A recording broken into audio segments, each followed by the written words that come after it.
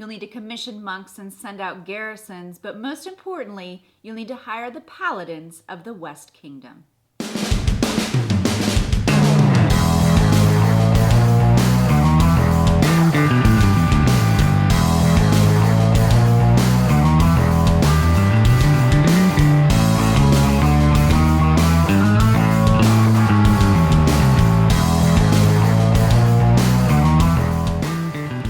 Hey guys, and thanks for joining us at Teach 'em How Studio 3. I'm Will Meadows. And I'm Sara Meadows, and today we're reviewing the game Paladins of the West Kingdom by Gartpill Games and Renegade Game Studios. This is designed by Shem Phillips and S.J. McDonald, and art is by The Meat Show. It's for 1 to 4 players, and it's a worker placement game with a lot of cool stuff going on. Renegade Game Studios sent us a copy of the game, so let's check out how it's played.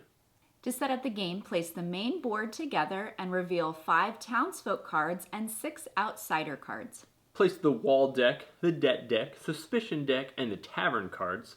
Fill the tax supply for your player count, and place the King's Order cards. Give each player their own boards filled with workshops, monks, outposts, and jar tokens, and 3 track markers. Give each player 3 silver, 1 provision, and their paladin deck. Each player may recruit 1 free townfolk card. The slots are refilled, and then you're ready to begin. At the start of each round, the King's Order card and tavern cards are revealed. The players simultaneously draw 3 paladin cards from the deck. They choose 1 for the current round and place 1 face down on top of their deck and 1 on the bottom of their deck. Then, in turn order, players select 1 tavern card and gain those workers for the round, as well as the workers from their paladin card. On their turn, players will use some workers to take 1 action on their board. They may do things like gain resources or attack outsiders by placing the correct colored worker on each of the spots. Anytime a player gains a purple criminal worker, they must take a suspicion card. These may allow the player to steal from the tax pool, but once the tax money is gone, an inquisition happens, and the player with the most suspicion gains a debt. After 7 rounds, players tally up their scores, and the player with the most points wins the game.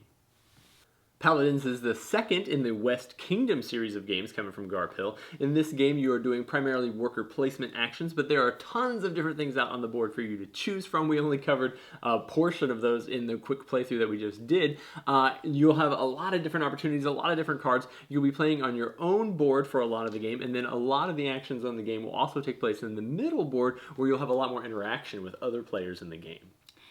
On your turn, you will take 1 action, and some of those actions may require you to place more than 1 worker at a time.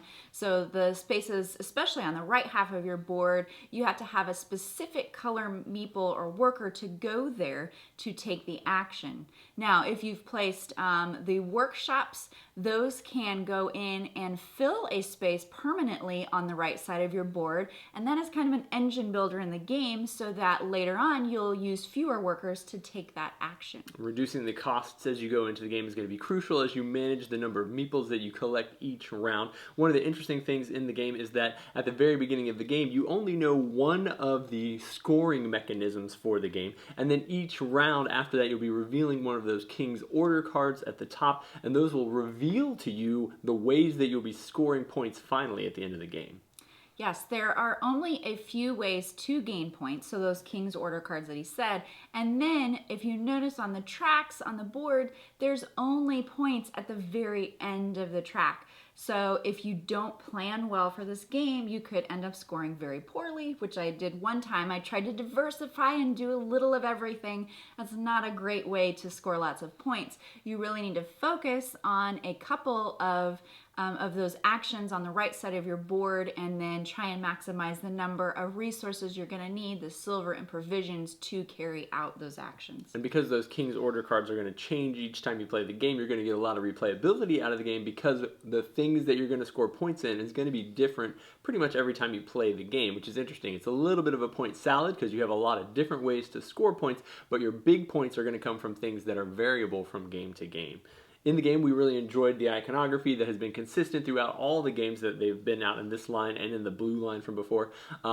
Being able to immediately jump in and recognize that, oh, this means I get a meeple, this means a garrison's going over here, these cards do this, was really helpful as we jumped in. This is, I would say, definitely a heavier game than some of the other ones that we've played, which building up to it was great because you got a lot of meat and a lot of choices in this game that you were easily able to jump into because of your knowledge from previous games. And if you haven't played any of the previous games, you can still jump in, and while it is a heavier game, I wouldn't say it is too difficult to jump in now and learn the game.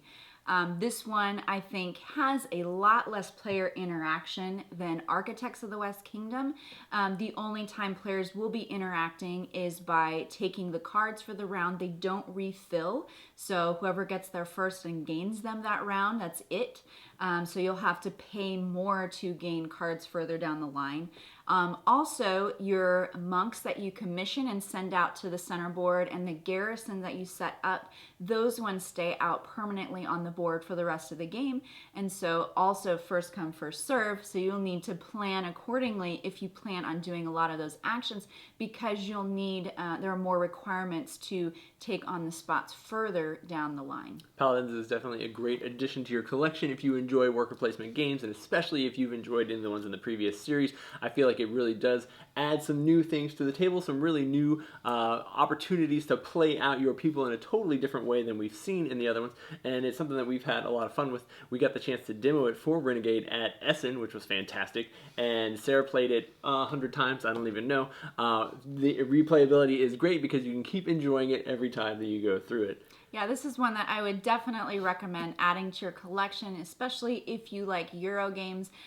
There's a lot of new things that it brings as far as it has that Inquisition. That's something that is a new thing to some of his lines, where you will gain cards and there are ways to get rid of those suspicion cards, but if you can't get rid of them soon enough and the tax supply is depleted, then you end up with a debt. There are also ways to mitigate that as well, but if you're not careful and you take lots of suspicion cards, while those criminal workers are great because they are wild and they can go anywhere on your board, you do need to plan on having a way to get rid of suspicion. Yep, lots of planning, lots of fun stuff, lots of good things to chew on. If it looks like something that you'd be interested in, be sure to check out Paladins of the West Kingdom from Renegade Game Studios and Garp Hill. And as always, thanks so much for subscribing, joining, chatting, questioning, and following along here at Tantrum.